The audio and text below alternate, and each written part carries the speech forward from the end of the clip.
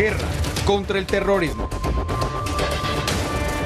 Iniciamos según el bloque de seguridad a escala nacional desde el 1 de enero hasta el 14 de julio de este presente año. Hay una reducción, escuchen, del 18% de las muertes violentas. Fuerzas Armadas, Policía Nacional seguirán ejecutando operaciones en Manta. Por cuestiones de seguridad se mantuvo en reserva el cómo y cuándo el bloque de seguridad intervendrá con más fuerza en Durán, esto es en la provincia del Guayas. Según lo expuesto por las propias autoridades, el trabajo va bien y es positivo, pero resta mucho por hacer. Desde enero hasta la presente fecha, en todo el país hay una reducción del 18% de muertes violentas. Es decir, a comparación del mismo periodo del año anterior, hubo 691 homicidios menos. Un trabajo de contención que tiene que ver con esa necesidad de llevar la prevención y de evitar la reacción. Y el trabajo de reacción que tiene que ser con el uso de la fuerza. Sin precisar por cuánto tiempo más, el ministro de Defensa Giancarlo Lofredo informó que Fuerzas Armadas y Policía Nacional seguirán operando en Manta, esto debido a los últimos asesinatos. No hay un perfil físico de un criminal, pero sí existe un perfil conductual. Y es necesario que las personas comiencen a tener capacitación sobre prevención del crimen. Sé que el Ministerio del Interior va a empezar una campaña de prevención del crimen. En cuanto a lo operativo, estos son los resultados alcanzados en más de 176,000 operativos ejecutados por Fuerzas Armadas en todo el país desde enero. En Esmeraldas, en el sector Mina de Piedra, fue aprendido Brian Edmundo Valverde Chinga, alias Leche, que recibía las órdenes de alias Negro Willy, que era uno de los cabecillas de los Tiguerones. En Sucumbíos también se encontró una piscina con 800 metros de manguera para almacenamiento de combustible ilegal. En Carchi se destruyeron 7 bocas de mina, como fue indicado.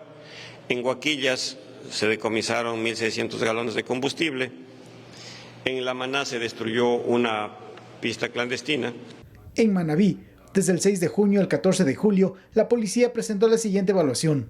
Se ha incautado 2.824 kilogramos, es decir, aproximadamente 2,5 toneladas de droga. Se ha incautado 199 terminales móviles. Se ha incautado 2.238 cartuchos, 105 armas de fuego. Por temas de seguridad y operatividad, el bloque de seguridad no detalló cómo y cuándo se intervendrá con más fuerza en el cantón Durán, provincia del Guayas. Javier Ceballos, Noticias 7. Y a propósito de estos temas, desde que se decretó el estado de conflicto armado interno en el país, la Defensa Nacional está a cargo de las Fuerzas Armadas y ahora el Comando Conjunto será la entidad que encabece la planificación de todas las acciones contra el narcoterrorismo. Es decir, la Policía Nacional estará subordinada a las Fuerzas Armadas, pero en estas labores específicas. El reglamento a la Ley de Defensa Nacional establecido mediante el Decreto Ejecutivo 327 que emitió el presidente Daniel Noboa, primero aclara que la Policía Nacional se considera una fuerza auxiliar a las Fuerzas Armadas para la defensa de la soberanía y el territorio. Luego, en su artículo 25, señala que la Policía Nacional, en calidad de fuerza auxiliar, coordinará y participará con recursos humanos, materiales y tecnológicos. Se subordinará al Comando Conjunto de las Fuerzas Armadas, en forma total o parcial. Según el consultor internacional de seguridad Mario Pazmiño, lo que esto significa es que el jefe del Comando Conjunto asume todas las potestades y recoge todos los componentes de la fuerza pública. Es decir, se unifican las fuerzas bajo un solo mando, lo que en esta lucha contra el crimen organizado equivaldría a no dispersar las acciones. Mientras el ejército hacía una cosa, la policía hacía otra cosa. Claro que de vez en cuando coordinaban, pero cada uno montaba sus operaciones. Ahora no. Todos tienen que responder a esta situación.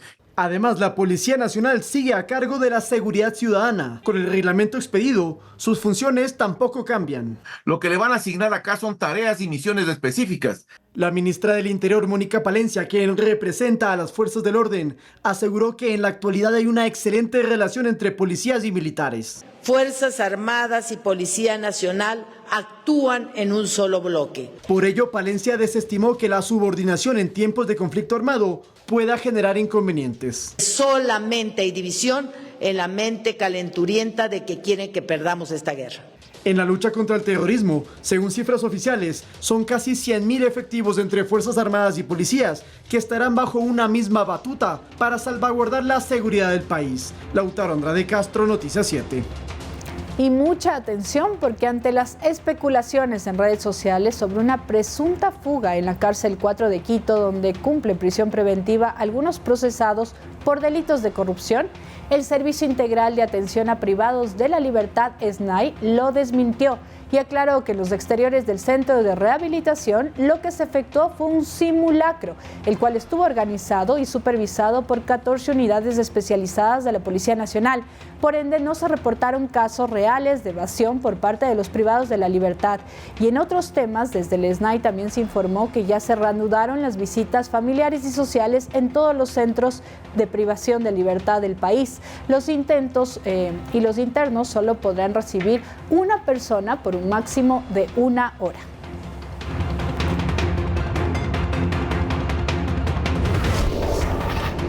Vamos con más información de seguridad y esta es realmente importante porque la Fiscalía realizó un operativo ayer en horas de la tarde en Quito, en la provincia de Pichincha específicamente, donde se logró efectuar 7 allanamientos en 7 casas distintas por un presunto delito de lavado de activos y 3 personas fueron detenidas.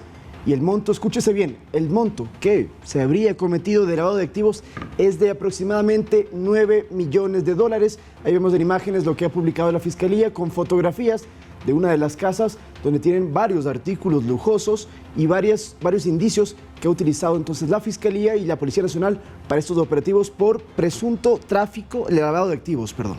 Así es, y esas 3 personas que fueron detenidas la tarde de este lunes 15 de julio en diferentes puntos de Quito por presunto lavado de activos. Uno de los aprehendidos, mucha atención, es un funcionario de la Unidad de Análisis Financiero y Económico UAFE. La Fiscalía detalló que estos sospechosos serían parte de un mismo grupo familiar y que habrían lavado los $9 millones que hacía referencia a mi compañero Lautaro. Y en otro de los tweets de la Fiscalía, uno de los detenidos es un funcionario de la UAFE, cuyo cargo le ha permitido que los investigadores no sean reportados por dichas instituciones. Según las investigaciones, el monto de ingresos de los investigadores de 2016 a 2023 sería de más de 20 millones. Increíble, ahí ven todas las imágenes que están. Parte de los allanamientos del interior de las casas y estas viviendas donde se realizó el trabajo por parte de la fuerza pública para realizar estas investigaciones. Continuarán seguramente en el transcurso de las semanas y conoceremos más detalles acerca de estos allanamientos y estos indicios de responsabilidad. Así es, hoy a las 8 de la mañana, es decir, ya muy pronto va a ser la audiencia de formulación de cargos contra estas 3 personas. Insistimos, uno de los detenidos pertenece a la UAFE y más adelante vamos a tener la conexión del director de la UAFE, José Julio Neira, para consultarle qué acciones están haciendo y cómo pudieron investigar y dar cuenta de este delito que se habría cometido.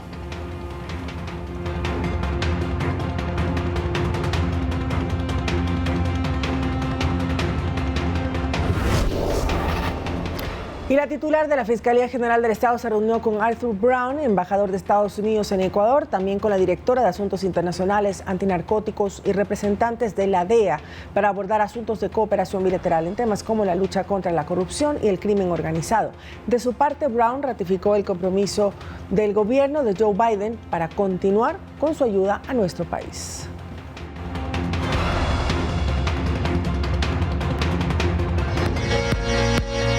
Transportistas, convocatoria suspendida. Transportistas interprovinciales e intercantonales suspendieron su participación en el llamado apagado de motores, mientras los diálogos del gobierno con el transporte público continúan. El anuncio se oficializó este lunes en Guayaquil. Los gremios del transporte interprovincial e intercantonal suspendieron su participación en el denominado apagado de motores, convocado para este martes 16 y miércoles 17 de julio. La medida por el estado de excepción queda suspendida. Con ello se calcula que más de 13.000 buses prestarán sus servicios con normalidad y no se prevé paralización del servicio ni cierre de vías. Los dirigentes señalaron que la Asamblea Nacional de Transportistas resolverá el tema próximamente, así como continuar el diálogo con el gobierno. a lo que se suman otros gremios como la FENATRAPE o la FENACOTRALI. Paralelamente continúan las acciones para enfrentar los temas de inseguridad en las vías. Este lunes se realizó también la segunda mesa técnica permanente de seguridad con los transportistas y los ministerios de gobierno, obras públicas, la Policía Nacional, las Fuerzas Armadas, el ECU 911 y la Fiscalía, donde se presentaron resultados de los 501 operativos realizados a nivel nacional en una semana. El saldo es de 2.172 vehículos controlados, 238 litros de licor decomisados, 82 personas detenidas, 45 armas cortopunzantes decomisadas, 18 armas de fuego incautadas y 90 vehículos recuperados. Estas mesas son un esfuerzo, pero por supuesto son para precautelar el orden, la tranquilidad y la paz de los ecuatorianos, escuchando a cada una de las organizaciones. Todo esto forma parte del cumplimiento de los acuerdos logrados con el Ejecutivo la semana pasada para reforzar la presencia de las fuerzas de seguridad en 3 ejes viales y combatir la extorsión.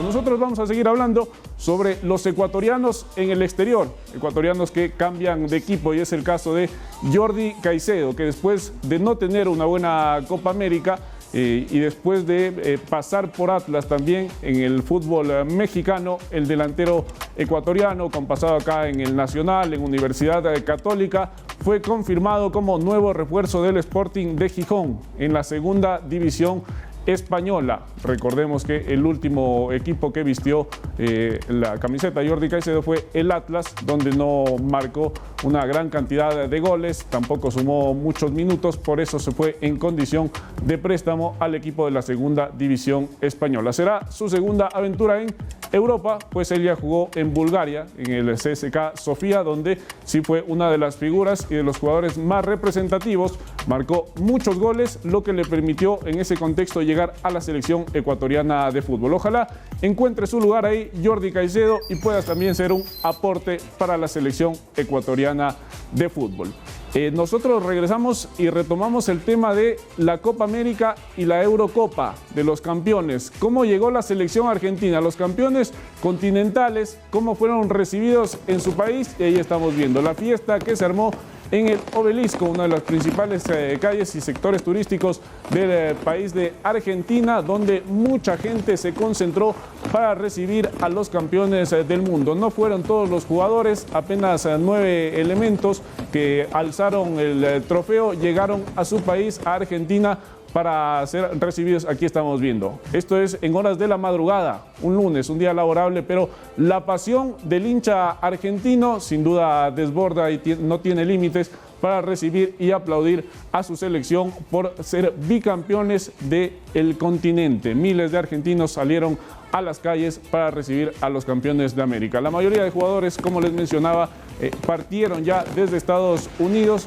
hacia sus países, hacia sus clubes, para unirse a la pretemporada y también empezar a trabajar pensando ya en lo que será la próxima temporada 2024-2025, sobre todo para los futbolistas que disputan sus torneos en Europa. Y estamos viendo ahora a los hinchas españoles cómo celebraron también y acompañaron para festejar a España en la consecución de la 4ª Eurocopa, lo que la convirtió a la selección española en la más ganadora de toda la historia de este torneo, con 4 títulos. Después se encuentra Alemania con 3 trofeos e Italia, que apenas suma 2 Eurocopas en toda la historia. Pero mucha gente también, mucha felicidad, porque España no festejaba un título masculino, me refiero, desde 2012, cuando fue campeón también de la Eurocopa, y después esa época dorada que tuvo entre 2008 y 2012 vuelve a repetir ahora España, una selección muy joven que genera ilusión en toda la afición española de cara a lo que será el Mundial 2026. Vamos a cambiar nosotros de disciplina y ayer Dianita Bermeo nos pedía que hablemos un poco sobre los Juegos Olímpicos y vamos a hablar sobre Elizabeth Bravo, la atleta que estará representando al Ecuador en París 2024, pero que antes realizó esta competencia, el Ironman 70.3 en Manta, una competencia que ha tomado mucha notoriedad en los últimos años. Es una competencia que une a 3 deportes, que es la correr, también ciclismo y natación. Atletismo, ciclismo y natación es lo que confluye en esta competencia, donde Elizabeth Bravo hizo pareja, hizo una dupla con Miriam Núñez, la ciclista ecuatoriana que también ha destacado en los últimos años. Sin duda, aquí estamos viendo justamente esta dupla de deportistas ecuatorianas que destacó en el Ironman 70-30 y que se siguen preparando para representar a Ecuador en los Juegos Olímpicos de París 2024. Escuchemos a Elizabeth Bravo después de su participación en el Ironman 70-30. Hicimos como preparación para la próxima semana que tenemos una competencia, hicimos como un fondo, hicimos a paso controlado la natación como el atletismo y bueno, Miriam es la que voló y le puso el pecho a las balas al equipo y le agradezco mucho haber podido compartir esta experiencia con la mejor ciclista del país. El clima nos acompañó mucho, no subió el sol, así que estuvo todo muy bien organizado, no por los Juegos Olímpicos, para que los Juegos nos daba tiempo de recuperarnos, pero sí por la próxima semana vamos a una super serie en Alemania antes de los Juegos, que sería nuestra última competencia y para eso sí tenemos que estar al 100. Nosotros retomamos ahora con el ciclismo y vamos a hablar sobre un joven talento ecuatoriano, carchense, por supuesto. Del Carche salen los mejores ciclistas del país y vamos a hablar sobre Jofre Imbaquingo, que él viajó a España. Tal ha sido el buen rendimiento que ha tenido este ciclista ecuatoriano, que fue convocado para realizar una pasantía en el equipo español Caja Rural, un equipo donde ya estuvo, por ejemplo, el ecuatoriano Jefferson Chalequito Cepeda. Vamos a escuchar declaraciones y lo emocionado que está el ciclista ecuatoriano de unirse al Caja Rural. Hacer esta bonita pasantía donde podré aprender, desarrollarme como deportista y como persona y como no aprovechar al máximo esta oportunidad de estar en el ciclismo europeo profesional. Principalmente se fue gracias a mi gran amigo que es Richard Carapaz. Él es el que está atrás de todo esto. Ha sido un gran amigo, un gran ejemplo para mí, que ahora él me ha sabido dar su apoyo, su respaldo para yo poder hacer esta pasantía igual en el equipo Caja. Y nada, lo agradezco mucho, ahora está en el Tour y está haciendo una muy bonita carrera y poder seguir esos pasos es algo muy motivante para mí. Muy bien, y para cerrar la información noticiosa de este martes, y me ayuda a producción con el comunicado del Ministerio de Ambiente, porque ayer en redes sociales se especuló muchísimo sobre un supuesto cambio en esa cartera de Estado y esto ha sido negado y desestimado. Dice en este pronunciamiento oficial de la Secretaría General de Comunicación que se mantiene el respaldo a Sade Fritzsche como ministra de Ambiente, Agua y Transición Ecológica. Se le pide a la opinión pública y a los medios de comunicación que se informen por canales oficiales y mencionan que van a continuar con las labores y con los trabajos. Esto, insisto, pese a que se había dicho en algunos medios digitales que Fritzsche iba a dejar el ministerio, iba a ser reemplazada, no es así. La noticia que sí se puede dar es que Inés Manzano, ambientalista muy reconocida, es la nueva viceministra, pero la máxima autoridad se mantiene entonces con Sade Fritzsche.